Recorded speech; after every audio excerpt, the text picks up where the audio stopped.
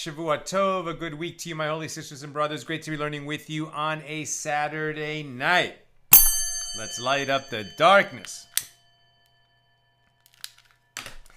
Who's in the house? Shandora in the Bronx, Karen in Northern California, Sharon in New Jersey, Melissa in Great Neck. Hi, I'm in Florida, and Aoife in Florida. Welcome, everybody. Quite a short daf tonight. Our daf is page 84 here in Tractate Bava Basra, 23rd volume of the Talmud, continuing our journey through chapter 5, continuing our discussion of Mishnah number 7, which God willing will finish tonight, and open Mishnah number 8. Pick it up right near the top of page 84a.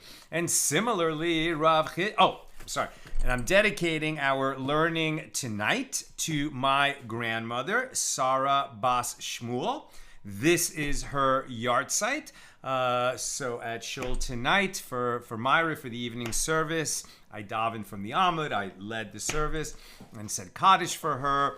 And because last Saturday night was too close to Rosh Chodesh for Kiddush Levana, the sanctification of the moon, we did that tonight, where we go outside and we say a few prayers related to the moon and thanking God for making the moon, giving us, the lesser luminary that lights up the night.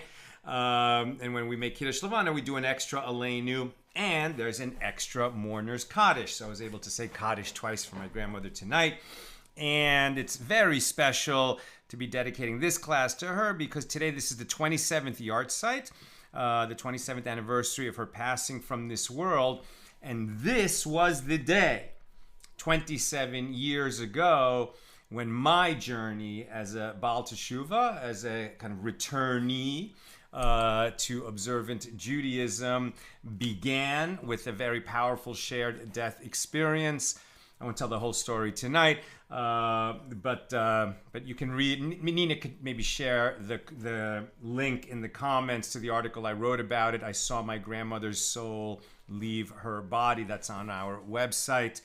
But that powerful shared death experience was the beginning of my journey back.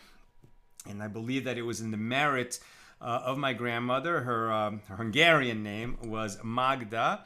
I called her Ita because in 1956 she was able to leave Hungary with my mother. My grandmother lost her husband in World War II in the Holocaust. He perished in the concentration camp at Dachau. My grandmother survived and was able to carry my infant mother through it. Made it to Chile. That's where my mother eventually met my father. And so in Spanish, grandmother is abuela. And very often you'll say abuelita when talking to a young grandchild. And abuelita was too big a word for me, so I called her Ita. And she always lived with us in all my life. She was a pious person. I don't even know if she knew or read Hebrew, but she had a siddur, a prayer book in Hungarian. I saw her praying from it every night. She lit Shabbos candles on Friday and taught my mother to do the same. She expressed her love to us through her unbelievable Hungarian cooking and baking. And I just believe that it was in her merit as an extremely pious woman that I was able to reconnect with Judaism and eventually to accidentally discover the Talmud on day one of the Daf Yomi cycle. Her passing was in 1997, and it was during her Shiva, during that week, right after she died, that I believe was the Siyum Hashas, the completion of Daf Yomi in 1997. By the next cycle, 2005, is when I began Daf Yomi, completed Shas in 2012, and then started the Accidental Talmudist platform, which has grown so much, and now, among other things, enables us to have this class AT daily. So please God, if our learning today and every day could somehow elevate my grandmother Magda's neshama, Sarah Bas Shmuel, just a little bit higher in the world of souls, we would be so grateful. Okay. And we say Amen. Okay, top of 84a. And similarly, Rav Chisda says if he sold him an item that was worth 6 dinars for 5 dinars, this is who is permitted to renege on a deal when it turns out that the deal is not what they thought it was, right? And it's a two-step process.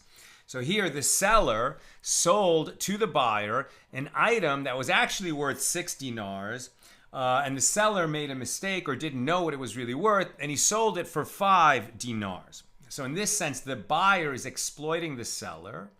But then later, the price went down, and instead of being worth 6 dinars, it was only worth 3 dinars. So at that point, you might think that the buyer wants to get out of the deal since he's paying 5 dinars for something worth 3. So the Gemara asks, who was exploited in this case? The seller, because at the time of the sale, something that was worth 6, he was selling it for 5 unknowingly. So the seller was the one who was exploited, not the buyer. Therefore, the seller can renege on the sale. He can cancel this transaction, but the buyer can't.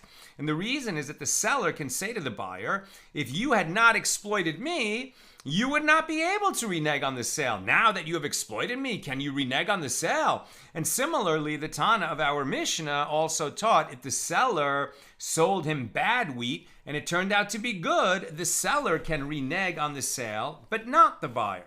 So the Gemara asks, what is Rav Chisda teaching us? It is already taught in the Mishnah. And the Gemara answers, if the law was derived only from the Mishnah, I would say that perhaps in the cases brought by Rav Chisda, both the buyer and the seller are able to renege, meaning to nullify, to cancel the sale. And the reason is that this is a case of exploitation, as the item was sold for more than its value. And therefore, as long as the item was sold, as long as the buyer can renege on the sale has not been completed.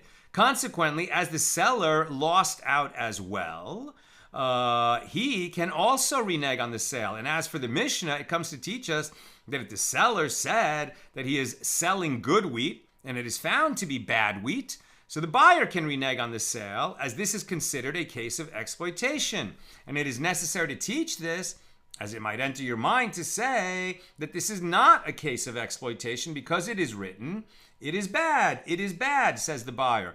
But when he has gone his way, then he boasts. Proverbs 20:14. In other words, it is common for sellers to praise their merchandise, saying how valuable it is, you should buy it, while buyers disparage the merchandise and saying, no, it's not so good, why should I pay more? Therefore, the Mishnah teaches that the buyer can renege on the sale if the item was found to be bad, and the seller can change his mind if it was found to be good. Now, the Mishnah teaches that if the seller said that he was selling reddish-brown wheat, shechamtit, right, that's about the color, shechamtit, wheat, and it is found to be white, meaning a different species of wheat. So then, both the seller and the buyer can renege on the sale because what they agreed to buy and sell is not what was eventually sold. And the Gemara assumes that this shechamtit means the color of the sun, chama, right? So shechamtit is related to chama. Therefore, Rav Papa said, from the fact that the Mishnah teaches white in contrast to shechamtit, and there are two types of wheat, one white and the other red, so conclude from the Mishnah that this sun is red, not white. And know that this is the case as it reddens in the morning and the evening. And the reason that we do not see its reddish color all day is because our eyesight is not strong and we cannot discern the redness of the sun. So that's fascinating, right? Okay, why is the sun redder in the early morning and in the late evening?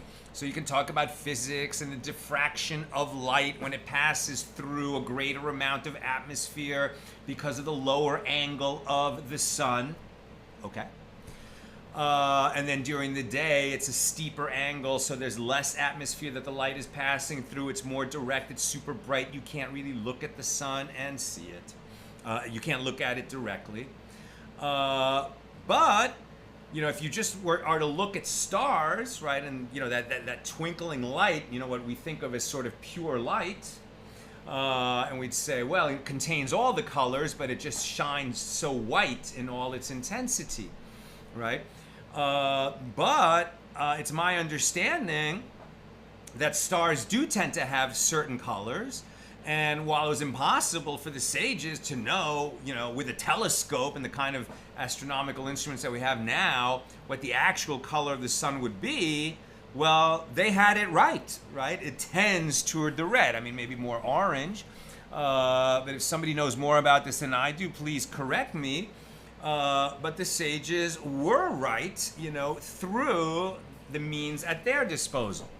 Now, the Gemara raises an objection to this claim with regard to a verse that speaks of tsaras, and the skin condition, that's a physical manifestation of a spiritual malady, which we no longer have in the world. And behold, if its appearance is deeper than the skin, from Leviticus 13:30, the sages explain this means that it is like the appearance of the sun, which is deeper than the shadow. But there, tsaras, this sore on the skin that announces the arrival of that condition, tsaras, but there the tsaras is white, and yet it is likened to the sun. So if the tsaras in the Bible is white and it's likened to the sun, it must be that the sun is actually white and not reddish. So the Gemara answers there, it means that it has an appearance like the sun in certain respects, but is not like the appearance of the sun in all respects. It is like the appearance of the sun in that it is deeper than the shadow, and it is not entirely like the appearance of the sun, as there is this spot of the tsaras which is white, and here the sun is red. Now the Gemara asks, and according to that which entered your mind initially, that the sun is white, doesn't it redden in the morning and in the evening? And the Gemara answers, now we get into a more spiritual teaching about this subject.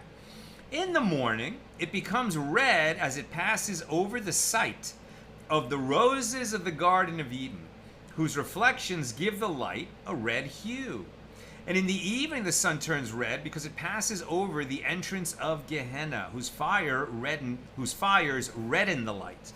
And there are those who say the opposite in explaining why the sun is red in the morning and in the evening, i.e. that in the morning it passes over the entrance of Gehenna, while in the evening it passes over the site of the roses of the Garden of Eden. So either way, there's this concept that in the early morning and in the late evening, right, those transitional times between night and day and between day and night, so the light of the world is influenced by Olam Haba, the world to come. Right? Whether we're talking about Gan Eden, right, which is a sense of paradise, right, the Gan Eden of Adam and Eve, but also this idea of the paradise that we're going to, of heaven, and of Gehenna, right, the fires of Gehenna, the place where souls go to be purified before they go on to the heavenly reward, except in the case of a microscopic percentage of souls who are so vile and vicious and evil that they remain in Gehenna. But at any rate, this idea that these transitional times every day, but spiritually speaking, metaphorically speaking, you could say there's transitional times in our lives, we're closer to heaven and to hell, right? Transitional moments when things are about to change, when things are unstable, when there's chaos in life, tremendous, incredible, beautiful opportunity, tremendous danger, right? So you have to be so careful in those transitional moments in life. Moving on, the Mishna teaches if the seller sold wine and it is found to be vinegar, both the seller and the buyer can renege on the sell. They thought they had agreed that they were buying and selling wine, it turns out it was vinegar, or they agreed they were buying and selling vinegar, it turned out to be wine. So they can get out of the deal because it was a mistaken transaction. Now the Gemara suggests, shall we say, that the Mishna is in accordance with the opinion of Rebbe and not in accordance with the opinion of the rabbis. So in a different debate between Rabbi Yehuda Hanasi, and the rabbis, it's going to be relevant now, as we shall see. And as it was taught in a Baraisa, wine and vinegar are one type of food. Now we're on 84b. which means that if, for example, one separated terumah from one of these, right, terumah, the first 2% of produce that's given to a Kohen. So if one separated terumah from one of these with the intention that it should exempt the other, his actions are effective, right? Vinegar is made from wine. So if somebody, let's say with a vineyard, he's creating wine and he's creating vinegar, right? I mean, it could be that the wine turns to vinegar, or it could be that he's processing it specifically to be vinegar. But a guy with a vineyard is able to make both wine and vinegar. So he can produce both wine and vinegar in the same year. Now, before the wine is exempt, meaning before the wine is available to be consumed by humans, it needs to be tithed, right? And the first tithe is this terumah given to the Kohen, to the priest. So can you take out so let's say you say that the value of all the wine and vinegar that's produced this year, just whatever, picking a number, is $1,000. Okay, so that means that $20 worth of produce needs to go to a Kohen, that 2%. Okay, so can you take $20 worth of vinegar and exempt the wine? That's the question being asked.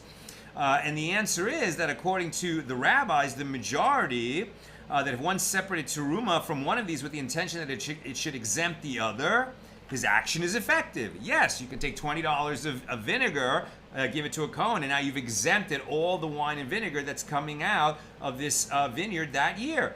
So Rebbe disagrees with the majority, with the rabbis, and he says, no, wine and vinegar, these are two different types of food. So apparently the Mishnah is not in accordance with the opinion of the rabbis in the Baraisa, who said, because what we've been learning is that if they agreed to buy and sell wine, it turned out to be vinegar, either one of them can cancel the deal. Must be that wine and vinegar are different items, and that's why this is a mistaken transaction. So therefore, it would seem that this agrees with Rebbe in that Baraisa about terumah and not with the rabbis. But the Gemara rejects this claim. You may even say that the Mishnah is in accordance with the opinion of the rabbis, as the rabbis disagree with Rebbe only with regard to the issue of whether one can separate tithe and terumah from wine to redeem vinegar and vice versa. And the rabbis hold in accordance with the opinion of Rabbi Ella when we're talking about the difference between wine and vinegar with respect to other matters than tithing and terumah. As Rabbi Ella says, from where is it derived with regard to one who separates terumah from poor quality produce for superior quality produce, i.e. in order to fulfill the obligation of separating terumah from the high quality produce. In other words, you have expensive wheat and low quality wheat. Let's say the expensive wheat is destined to become fancy French baguettes, and the low quality wheat is destined to become, low quality animal feed. So can you use a certain amount of the low quality wheat to give to the Kohanim and the Levites in order to exempt the high quality wheat to go on its journey and be, cooked into baguettes and eaten? Can you do that? Can you separate terumah and tithe from low quality produce to exempt high quality produce? Rabbi Ella says, from where is it derived with regard to one who separates terumah from poor quality produce for superior quality produce, that his terumah is valid terumah? You can do this. As it is stated, Numbers 18:32, and you shall bear no sin by reason of it, seeing as you have set apart from it its best. So it sounds like you will not bear a sin if you separate the terumah and tithe from your superior quality produce. So you're supposed to separate from superior quality produce to exempt your superior quality produce. So why is it that if you use inferior quality produce to exempt the superior quality produce, that it is a valid separation of terumah? The verse is understood as indicating that one who sets aside inferior produce has sinned. But it also demonstrates that if one did in fact set aside terumah from poor quality produce in order to render permitted superior quality produce, his action is nevertheless effective, and the inferior produce is sanctified as terumah. It's a sin, but nevertheless it's sanctified as terumah. And the reason is that if the inferior produce is not consecrated, why would one bear a sin? It should be considered as though he did nothing at all. And from here it is derived with regard to one who separates terumah from poor quality produce for superior quality produce, that his terumah is valid terumah, meaning he shouldn't have done it, but now that he did, nevertheless the terumah becomes terumah. It's valid terumah. It's sanctified, and now it can only be eaten by a Kohen in a state of tahara, purity, ritual purity. And the rabbis agree and hold that in the case of one who separates vinegar in order to redeem wine, his terumah is valid despite the difference in quality, as wine and vinegar are considered a single type of food. He shouldn't have done it, but his separation is nevertheless effective. But with regard to buying and selling, everyone, including the rabbis, agree that wine and vinegar are two different types of food as they have different uses. And there are those for whom wine is preferable and vinegar is not preferable. And there are those for whom vinegar is preferable and wine is not preferable. In other words, when you need vinegar for your salad dressing, you're not looking for wine. Doesn't matter if I offer you a wonderful, exclusive kosher French wine worth hundreds of dollars per bottle. If right now you need vinegar, so you need vinegar. And that concludes our discussion of Mishnah number 7. Mishnah number 8 here in chapter 5. The Mishnah discusses several methods of acquiring movable property. With regard to one who sells produce to another, if the buyer pulled the produce, right, this is Kinyan, methods of formally acquiring it. We've agreed I'm going to buy it from you. I even give you the money. But until I formally acquire that produce, it's still in your domain. If something happens to it, you're responsible to replace it because I've given you money. But once I acquire it, if something happens to it, it's my loss. So with regard to one who sells produce to another, if the buyer pulled the produce, but he did not measure it, he has acquired the produce through the acquisition of pulling, the method of acquisition of pulling. Right? He pulled it to it himself. That's a method of formal acquisition. If he measured the produce, but he did not pull it, then he has not acquired it. This is not a valid formal active acquisition, and either the seller or the buyer can still decide to rescind the sale. If the buyer is perspicacious and wants to acquire the produce without having to pull it, and he wishes to do so before the seller could change his mind and decide not to sell, so then the buyer rents the place where the produce is standing, and his property, because he's now rented it, immediately affects the acquisition of the produce on his behalf. And with regard to one who buys flax from another person, because flax is usually carried around, so this purchaser has not acquired it until he carries it from one place to another and acquires it by means of the active acquisition of lifting. Pulling for flax is ineffective. And if it was attached to the ground and he detached any amount, then he has acquired it, as the Gemara will explain. That's Mishnah 8. Now the Gemara,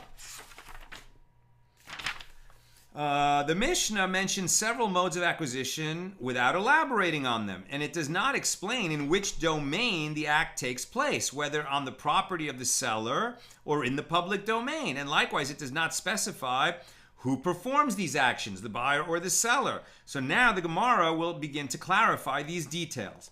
Rabbi Asi says that Rabbi Yochanan says if the seller measured the produce and placed it in an alleyway, which is not the public domain, but rather is a location where people can keep their belongings, because it's a private alley owned by the people who live in the courtyards that open into that alley. Then, even if the buyer did not pull the produce, he acquires it. Different rules for what is a valid active acquisition when you're standing on private property versus public property. Rabbi Zera said to Rabbi Asi, perhaps my teacher heard this law from Rabbi Yochanan only with regard to one who measures into his basket, meaning that of the buyer, the basket of the buyer, in which case it's his possessions that affect acquisition of the produce for him. Right? In other words, if the seller pours out a certain amount of produce into the basket of the buyer, Well, the buyer's basket acquires that good for him and the acquisition is finalized. But if the produce is placed on the floor of the alleyway, perhaps the buyer does not acquire the produce. Rabbi Asi said to him, "This one of the sages," meaning Rabbi Zera, "seems like one who has not studied halacha," right? Has made a seemingly ignorant comment.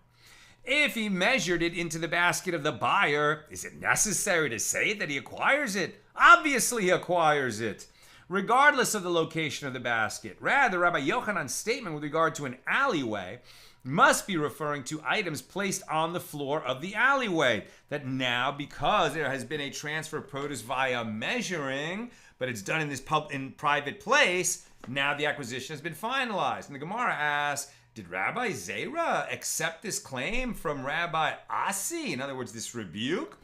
Or did he not accept it from him? And the Gemara suggests, come and hear a proof, as Rabbi Yanai says that Rabbi Yehuda Hanasi says. Rebbe says, with regard to a courtyard belonging to partners, which is similar in status to an alleyway, the partners acquire from one another.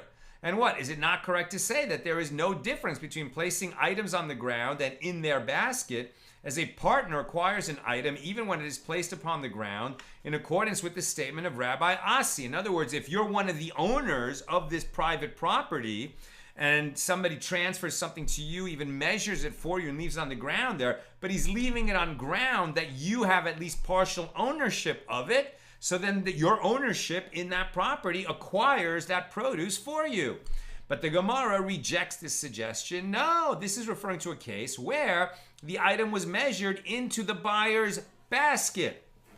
The Gemara points out, so too Rabbi Zera's statement is reasonable. As Rabbi Yaakov says that Rabbi Yochanan says, if one measured and placed an item in an alleyway, the buyer has not acquired it. So apparently these two laws cited in the name of Rabbi Yochanan are difficult, meaning they contradict each other, since earlier it was stated that according to Rabbi Yochanan, the buyer can acquire an item in this manner. So rather, isn't it correct to conclude from this apparent contradiction that here, i.e. in the statement cited by Rabbi Asi, he is referring to one who measures into the basket of the buyer, which affects acquisition, and there, i.e. in the statement of Rabbi Yaakov, he is referring to one who measures onto the ground, which does not affect acquisition, and the Gemara says, yes, learn from it that this is so. Now the Gemara suggests, come and hear a proof from our Mishna. If he measured the produce, but he did not pull it, he does not acquire it.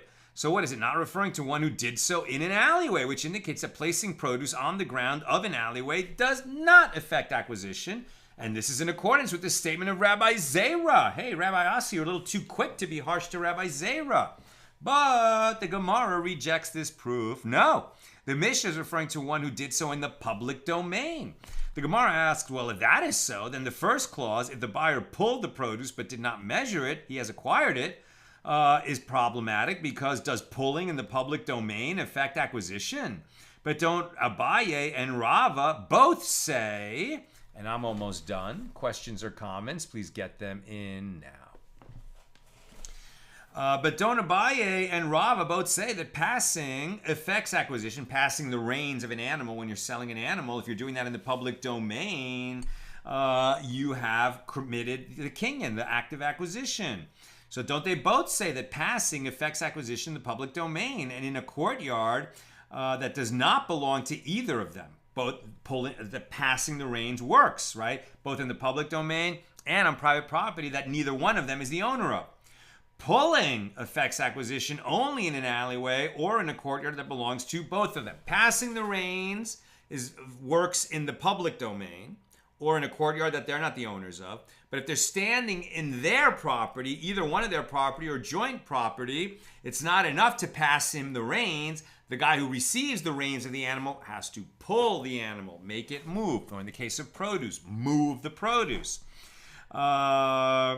But not in the public domain. And lifting affects acquisition in every place, right? If somebody lifts the animal or the produce or the movable object, then the buyer has certainly acquired the object of the transaction. And this demonstrates that pulling in the public domain does not affect acquisition. The Gemara answers, what is the meaning of the phrase, if he pulled it? that is taught in our Mishnah. It means that he pulled it from the public domain into an alleyway. And the Gemara asks, well, if that is so, say that the latter clause, if the buyer is perspicacious, he rents its place, i.e. where the produce is located, and he acquires it that way. And the Gemara explains the difficulty. But if the Mishnah is referring to a spot in the public domain, how can he rent it?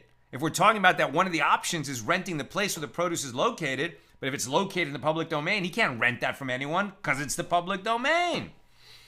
The Gemara answers the latter clause is referring to a separate law, and this is what the Mishnah is saying. And if the produce is in a domain that has an owner, i.e. private property, if the buyer is perspicacious, he rents the place where the produce is located from that owner.